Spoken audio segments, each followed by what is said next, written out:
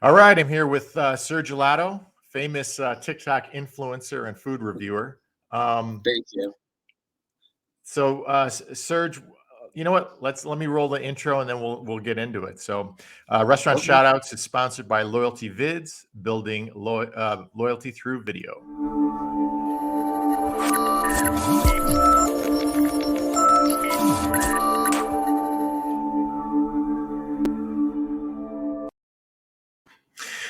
All right, I'm super excited about this one because I've been following Serge for a while now. I discovered him on TikTok, and why don't you just kind of go into kind of what you've been doing?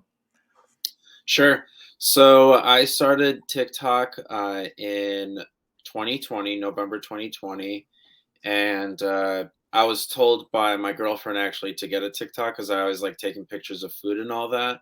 And she's like, "Oh, you need to like take videos, like it's the platform to grow on and showcase what you love and all that," which is true. And I just started doing it and going to small business restaurants. It was ironically after I had a bad Starbucks experience, and I was like, I need to start like going to the smaller coffee shops just to see what the difference is with the quality. And eventually, I started noticing that quality is better, same different prices, and reviewing these small businesses, helping them out. And some of the videos definitely went viral, which businesses would reach out to me telling them, "Oh, we've had like a great week of revenue and we don't know where it came from, but we found out that you posted us and it was really nice, so thank you for that." And just having some sort of mutual respect in the community for small businesses is very important to me, and that's what I like to do, is showcase food, which is, I think it's art on a plate. For sure, for sure. So, have you always kind of been interested in food and restaurants and such? Yeah, I think it's kind of funny because when I was born, I was 13 pounds. So I guess I like to eat from the get-go, and it was always a good activity to do something with people, friends, family, whatever. Even by myself, I would go sometimes by myself to just enjoy my own company and take pictures. Because I mean, if you paid for it, might as well take a picture of it. So I know, and just to have it as a memory, and like you said, it's so artful, and mhm. it's getting even more. Restaurants are taking even more pride in how they present something. Yeah, definitely. You know what, I want to say right off the bat that what you're doing really, I believe, really makes a difference. I mean, I've been watching you for a while now, and I already started a list of restaurants that I want to hit. From your reviews, Hmm. and So what's one of them? Maple and Ash Oh, is definitely one of them. I think you were just there. yeah. Actually, why don't we kind of roll into that? Talk about we're going to kind of cover a lot of restaurants and different cuisines and stuff. So why don't you start with Maple and Ash? Yeah, so Maple and Ash actually made that reservation. So the reservation was for February 14th, Valentine's Day at prime time, which is usually dinner time, 5:30 for when it was for. But I made that reservation about a month and a couple days in advance. So it made it sometime in like January, late December. I forgot when, but they were like, "Oh, the only time that we have is 5:30 available." I was like, "Great, book it for me." And I was really looking forward to it. It's I've been there once before the pandemic. They used to have a $65 unlimited brunch kind of thing, and Hmm. you get to walk around, the establishment, pick up people, make pancakes in front of you. It's really cool from scratch. And then this one was just a Valentine's Day dinner. But we did their IDGAF tasting menu, which is a $200 per person. The whole table must get it, but it's definitely worth it. You get their whole kind of thing, which is they like everything on a open fire, fire roasted. So we got their fire roasted seafood tower. We got their different kinds of sides like the au gratin Yukon potatoes, roasted asparagus, spinalis ribeye, tons of other things. And one of my favorite things that they do there is that I guess they have a secret menu, but one of the things that you can request is a pasta back, and they come in with this freshly cooked pasta, and they cook it in the fire roasted garlic and chili oil, which is very good. Hmm. They also have a ton of good items, but they I have my ring light usually when I go, kind of obnoxious, but what it really helps keep the quality of the video intact. So I was Hmm. using it slightly for, just taking videos of the food. And the waiter comes in and tells us, and I understand that we're going to be reviewing today. And I was really thrown off. I was like, how do you know that? Hmm. He's like, a little birdie told me. So I guess someone in the restaurant told them that, what I'm there for and why the ring light's on and all that. We got seated in the corner, which I like some seclusion and privacy. And it was a great experience. And they came out with this menu. Give me 1 second, can actually Sure. show it to you. This menu. Oh, wow. Yeah, so it was a really nice touch. Kind of shows you what kind of influence people can have on the community, which I thought was very exciting. And I really appreciated that gesture. But the entire experience, like, it was nearly a 10. I think the where I gave points off is the price range. Obviously, the price is kind of high. I was looking Mhm. at their, a couple years ago, their IDJF prices, and they were like 145 a person. So, they've, I guess, supply and all that stuff has changed, but that's 9.7, I think, or 9.6 was great. What they've been around a while now. Do you know how long they've been around? Not sure. I think they definitely didn't open in the 90s, and I think, if I'm not mistaken, I want to say they opened in the 2010s. Hmm. So somewhere around there, maybe slightly earlier before that. But they have another.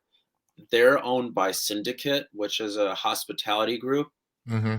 They basically run the show for a ton of restaurants in multiple locations across the country, from Dallas to obviously Chicago, and I think Miami as well, or somewhere. But they are expanding actually the Maple and Ash franchise to Dallas, Texas, and Beverly Hills, California. And Oh, they wow. have, yeah, and they already have Maple and Ash in Scottsdale. Oh, perfect, perfect. And just that small gesture. I mean, I mean it's nice because they recognize the value that you bring, and they get it. So Hmm. I mean It's that's impressive. Yeah, it's even just good hospitality in general.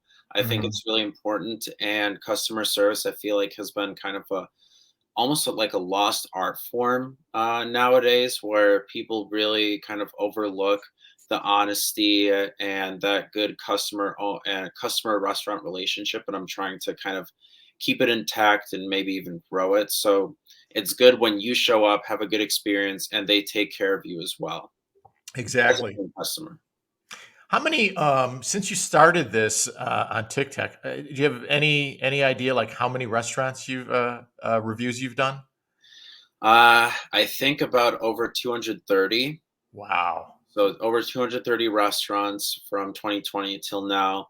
And it's been picking up more and more. Obviously, when I gain followings and all that, things change and restaurants start reaching out to you. So you kind of have to post a little bit more.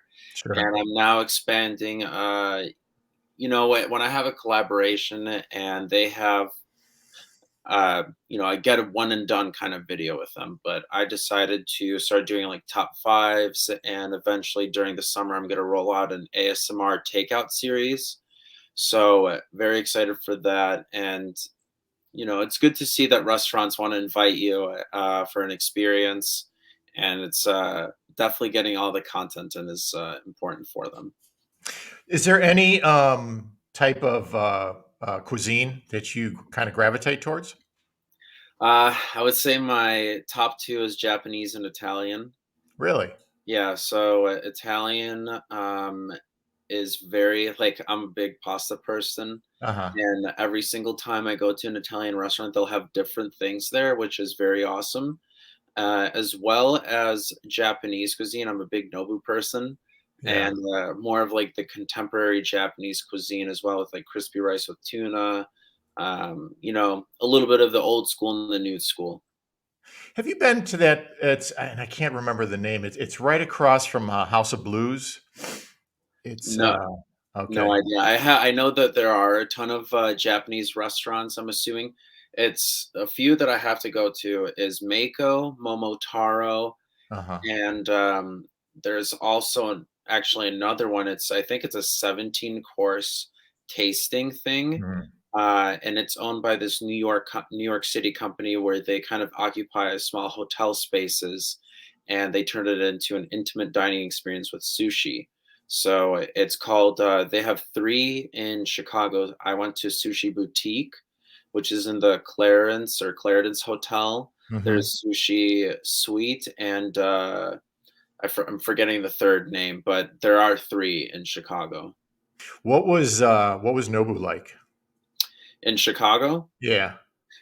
it's Well, actually, definitely. you've been to the same one that I've been to out in Malibu too. Right? Yeah, that one is, I think, for the atmosphere, you can't beat that one.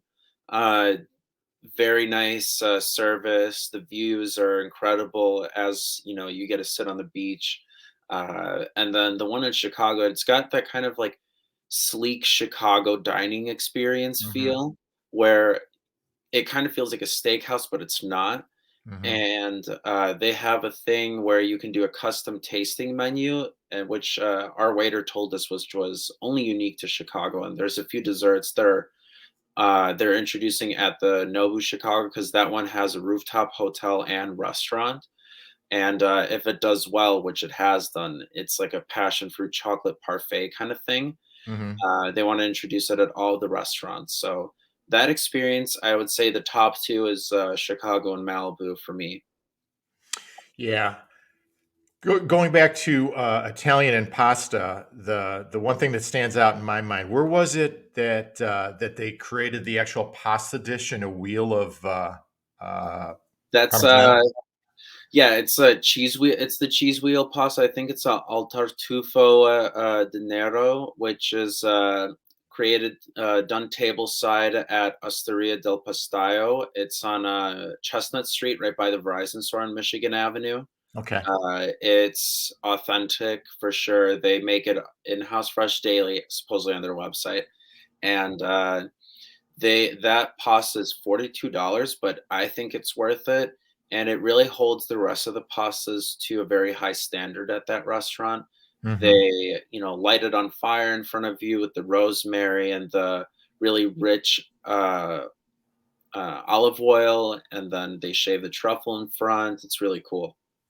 That has to be so intense in flavor, I would imagine, right? Yeah, you get everything. It's not one is overpowering the other. It's you feel them in different phases from the Mm. aftertaste to like the initial contact. Okay, cool.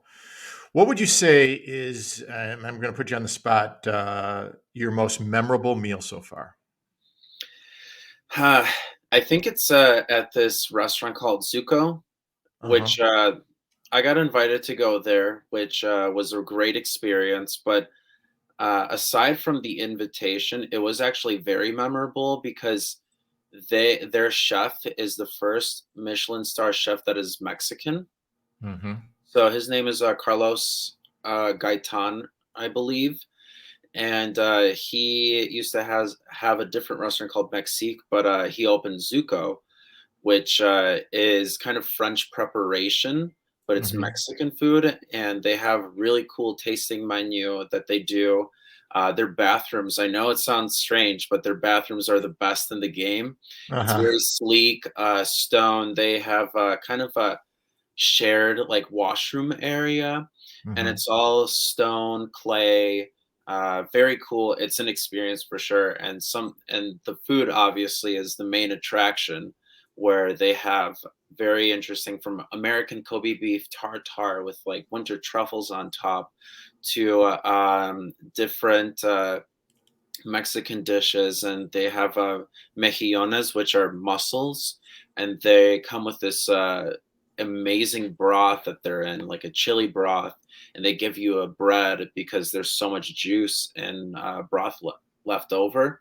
They give you the bread and you can just dip it in there. It's amazing. And I think that for sure was my most memorable experience. So the other question I have to ask is do you cook at home and do you try to replicate some of these meals that you've had? Cooking at home, definitely no chef. Yeah. Not yet. Maybe eventually one day I can branch out my brand in general and have like every single day is a different thing. So the takeout reviews, then restaurant reviews, then maybe my own cooking Mhm. on a Friday or Saturday night. We'll see. But at as far as currently, I try and make things that I enjoy. So I definitely make pasta, and I like kind of like a cacio e pepe type of thing. So that's how my main pasta that I make, and I usually throw in some shrimp in there as well. I also really enjoy avocado toast, more on the simple side Mhm. of preparations, nothing over like half an hour of making. Yeah.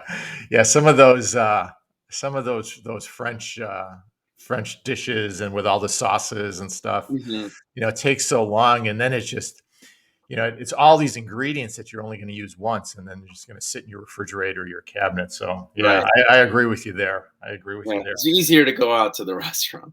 Yeah, yeah. What would be cool too is maybe do a copycat recipe from something that you review, but then put your Surge spin on it, maybe. There was one time, and it was unsuccessful. I tried to make that black miso cod from Nobu, Uh huh. and I went by the book, everything that from the ratios to like even the branding of some things, Hmm. and it did not turn out well. I think I was oversaturated with I think the soy sauce or something like that, but there was some sauce that just really overpowered it. And while baking that black miso cod, I already felt like it was going to be a disaster. I actually have their cookbook and Mhm. looking at, yeah, it's pretty intense. Some of the stuff Mhm. and some of the ingredients and the procedures and stuff like that. I think I tried to do their carpaccio one time and Mm. with like some, I think it was like some roasted garlic or fried garlic or something on top of it and stuff. It Was turned that out okay. successful? Yeah, yeah, pretty much. That's But good. obviously, after I did it, you realize I needed to do, I should have did this, or maybe I did this a little bit wrong. And so every little thing makes a big difference. It seems. Yeah. Well, they're professionals, so Yeah, that's why we get the cookbook and they don't. I know, right? Maybe they purposely leave something out, so you have to go back. Yeah. So I want to go through real quick your top five most viewed videos, and maybe you could kind of talk about Yeah. these places. So So I would say, oh, you have a list of it. yeah, I have your Well, media let's kit. do it, yeah, because Yeah, it might be more difficult for me to think about, them off the top of my head. yeah.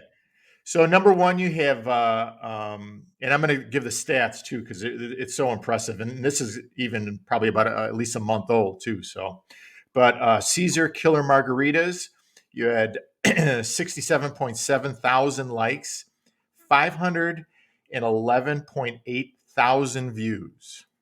Yeah. So talk about Caesar's Killer Margaritas. Well, I think, I had one on TikTok Live once, and I asked someone, "I need some really good margaritas." I always like whenever I go on vacation to Florida, for example, and they always kinda have that, like, beachy feel where they have these big margaritas, slushies. I was trying to find something like that in Chicago that Hmm. was not a chain, 'cause, there's one place on Navy Pier, which is a chain, but I was like, "I need something more local." And Caesar's Killer Margaritas like was mentioned to me, so I went there before a concert one time just to get a buzz or something like that. And Hmm. I Well, was obviously, pregame. yeah, I was gonna film there. I was gonna film there because it's just very like it's the experience again. And I had you never know which video will pop and which one won't. But I heard plenty of good things from everyone that went there afterwards, sharing that oh my god, the margaritas were massive, and they also have Mexican food. They have a queso, or they have birria tacos, which is very exciting. Unfortunately, it's not goat, it's beef. I found that out later. But Mhm. it was a great experience, and just the outreach and the influx of newcomers that were coming to support my channel was also very exciting. To me, margaritas are like Bloody Marys. Everybody has a different recipe, and you Hmm. really got to find what your preference is, your plate, the flavor profile that you want, Yeah, and then go with it because, I mean, there's so many different recipes for both those drinks. definitely. All right, number two, Wake and Bakery, 80.4 thousand likes and 423.5 thousand views. Yeah. Also, this is from my media kit, which has been updated. I think last month I did. January Okay. 17th was the last update, Yep. so they might be even more now. Right. But Wake and Baker have done three or two videos for them. So Wake and Bakery, they have great like in THC, Delta 8 THC, and CBD content in their Mm. treats as well as teas and coffees. Which it's just an interesting concept because you typically, to get that kind of buzz, a different kind of buzz, you have to go to a dispensary and it's a little bit more expensive. But Wake and Bakery, it's just the Chicago food scene, it's always like expanding and changing, and that was a great, first kind of like CBD THC cafe experience. And I had, again, had no idea. I think it was one of my very first videos, and then they were telling me that they had a huge influx of traffic, and obviously that means great for the small business. They now have a location in Northbrook, Illinois, and they are expanding to Wicker Park. And I promise you, they're going to go out of the state soon too. Do you think that type of concept is going to expand? Like there's more places are going to pop up with that business model? Absolutely. It's a Yeah, great revenue for the place. And I eventually would like to see, I wish I could execute this on my own with my ideas, but I never have the funds for it. sure. So a restaurant that can curate certain dishes towards different strains of marijuana, which is, federally it's not legal, but in Chicago it is. So figuring that out, the legality of it, but it would be a great concept for restaurants to start introducing not only alcohol, right, but Hmm. also another thing that can stimulate your appetite, which would again cause the person to eat more and enjoy themselves. Right, right. Number three, the infamous Ashaval, 26.7 thousand likes and 316 thousand views. Yeah, that's I haven't tried all the burgers in Chicago. A lot of people tell me to go to the Loyalist, which is on the list, Mott Street, Owen and Engine, but Au Cheval has been my favorite forever. And ever since I, relocated to the city, it's got that thick cut pork belly bacon. Hmm. It's got that classic diner feel, very limited seating, dimly lit, and the burger is just itself. It's perfect. I know, unfortunately, they use frozen patties, but the quality of the burger, it's just the flavor that you get from it. Hmm. It's so savory. It's amazing. So do they the other thing that plays into that, do they do it on a flat top or do they do it on a charbroiler? I think on a flat top, Mhm. I believe So it's so. got that nice crust then. Yeah, slightly. They're kind of thick patties, and it's strange because their double cheeseburger is three patties, and their single is two patties. So I don't know how that ratio really works, and it should be like the single and a half. Right, right. Yeah. Don't they have another location too, though? That because I know the one is just tough to get into, but don't they have like a So smaller location?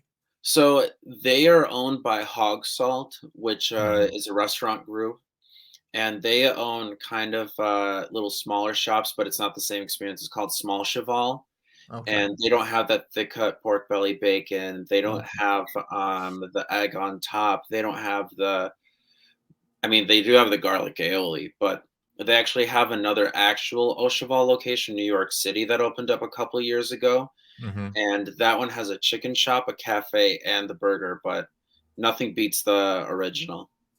That's good to know. So, how do you pronounce this? Is it uh, I think Pequod's Pequods. Pequod's Pequods. Pizza? Yeah. Now they've been around forever because I remember seeing them on like food shows a long time ago. Mhm. Yeah, they have, their original location was, in Morton Grove, Illinois, and Okay. they've been around for a very long time. I forgot when they opened, but they have another location in the city, which is the one that I went to, Hmm. and people are saying that so there's a little story. There's another restaurant that kind of branched out. The owner branched out because there was, like, some sort of, issues that went down, and, I think it's called Bert's Pizza or something like that. I'm not sure if, Okay. I'm right, but again, if you go to my TikTok, you'll find the people that are commenting it. Uh-huh. Uh, so they have a very similar pizza, but it's a caramelized crust that's almost like a Detroit style, but it's still in a circular form. Hmm. And they're not only do they have amazing pizza, which is in my top three. I think my top three for deep dish is Nancy's Pizza. Very good overall. Then Pequod's, and I'm forgetting the last one now at this point.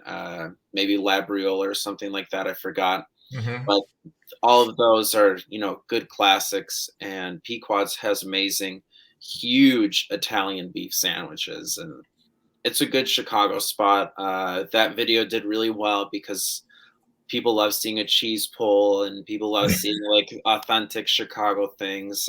Sure. And I have yet to go to the original location, but I'm very excited to go. Okay, last on the top most viewed is STK Steakhouse with 31.5 thousand likes and 263.4 thousand views. Tell us about the Yeah, steakhouse. yeah, that was actually Valentine's Day last year. Uh-huh.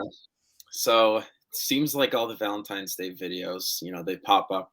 But STK is a chain. They have a bunch of locations all over the US. And I went there because I like, that intimate dining experience. They greeted us with a glass of champagne in their private dining room.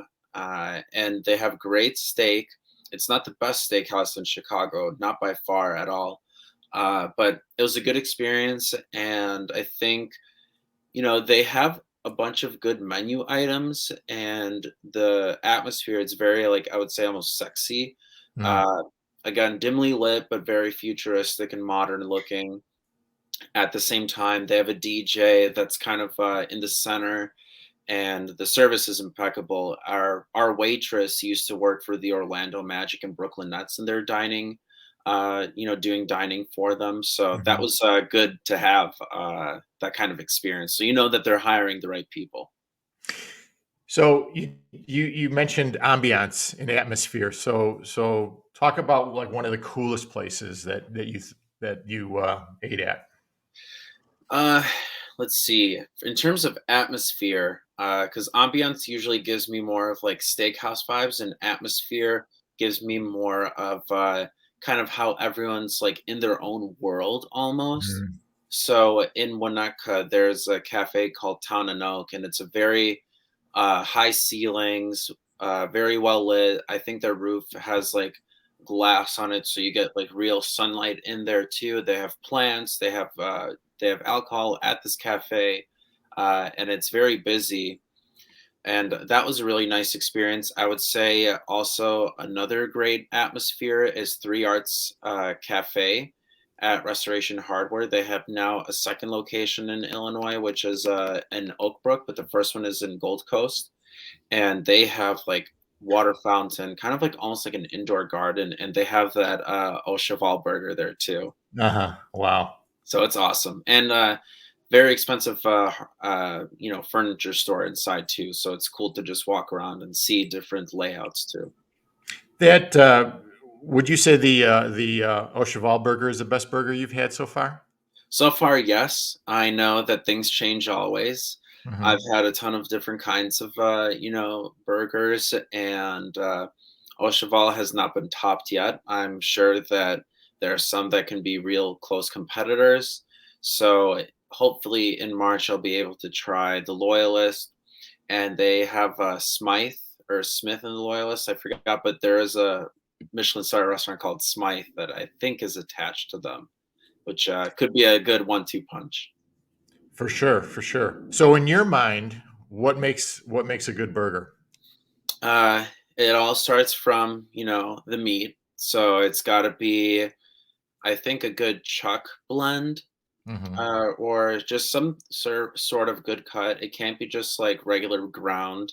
Then I think what you add in there, so that pork belly, the more savory to me, the better. And cheese is kind of hard to notice because there's not like a lot of it, but I think, a good fast food burger, in my opinion, and my favorite one is In-N-Out. I was just gonna say In and Out. Yeah, great prices. They have a great, mission, and they want to keep everything fresh, never frozen. And I noticed that they can't really expand because they want to keep it always family owned. Hmm. So it Yeah. is family owned. It's not public, and they have to have their meat processing factories within 400 miles, I believe, of every In and Out, so it's actually fresh and they can't freeze it. Yeah. Do you when you go there, do you order off the secret menu? Absolutely. I get it's kind of bad of me to say, but I get definitely animal fries, Yeah. and then I get their 4x4. I So gone I three need a by meal. three. I haven't gone 4x4 yet. I actually have a YouTube video of me eating technically 16 In-N-Out burgers, but it's actually four by Oh 4s. my gosh. Um, and I finished. It was supposed to be five 4x4s, but I was just actually stuffed at that point. Uh-huh. But I never did that again. I want to enjoy the food and not really feel like it's a competition. Sure. All right. Last question with the Super Bowl just happening. What have been the best wings that you've come across? So, best wings ever is actually not in Chicago, but the best wings in Chicago, in my opinion, are Jake Melnick's. Okay. So they're very well known for their wings. But the best wings that I've had are in Utica, Illinois, which is very close to Starved Rock State Park.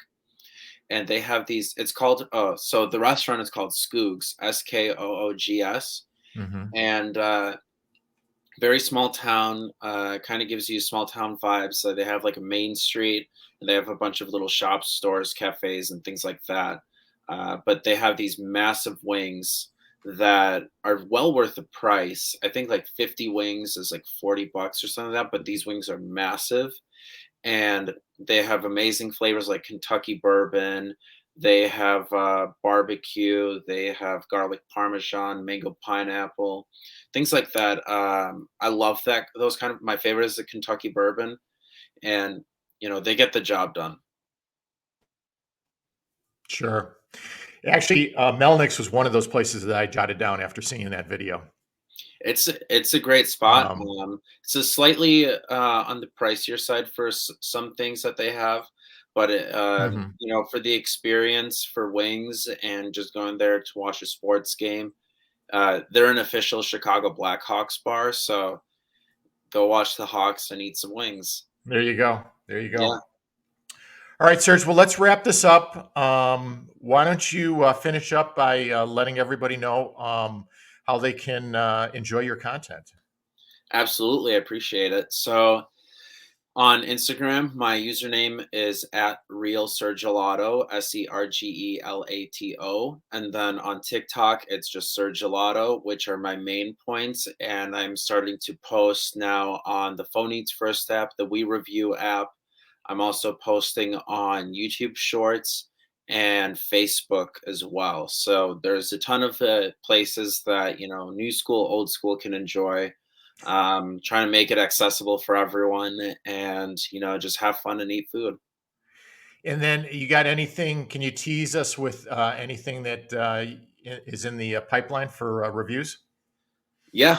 So let's see. So there will be the Nobu Chicago tasting menu video that would be dropping by the time this airs. It already have dropped, which is exciting. Then I have a couple top 5 restaurants that I'm going to be doing. I'm going to Dallas very, very soon this upcoming week. And so there's going to be some Dallas content as well and things like that. I'm very excited. Some good small business bakeries, some big business kind of things like Nobu. Like to keep it, variety of everything. So that's all coming up. That's where I give you a lot of credit too, because I mean, it's easy to go to these, higher end, fancier restaurants, but a lot of your content is those coffee shops and bagel shops and Hmm. small cafes and stuff. So hats off to you for really giving a voice to the small independent businesses out there. Yeah, they deserve it. They may not have the best means of communicating their product, but there's people like me, and there's me in general that I try and showcase what they have. All right, cool. Well, I'm gonna roll the outro and just stick around after we're done here. Sure thing. All right, thanks, Serge.